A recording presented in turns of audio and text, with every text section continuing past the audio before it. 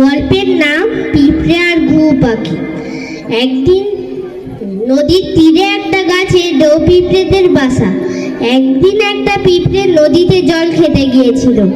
এমন সময় একটা ঢেউ এসে তাকে ভাসিয়ে নিয়ে গেল। একটা ঘুঘু পাখি গাছের ডালে বসে সবই দেখছিল। পিঁপড়েটাকে বাঁচানোর জন্য তখনই ঠোঁটে করে একটা পাতা এনে পিঁপড়ের সামনে ফেললো। পিঁপড়েটা সেই পাতায় উঠে ভেসে থাকলো। কিছু পরে ঢেউ লেগে লেগে পাতাটা এলো নদীর পাড়ে। পিঁপড়েটা তখনই পায়ে তরতর করে গাছে উঠে পড়ল।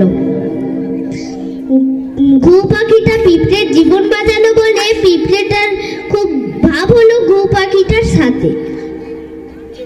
কিছুদিন পরে এক দুপুরে ঘুঘু পাখিটা গাছের ডালে বসেছিল।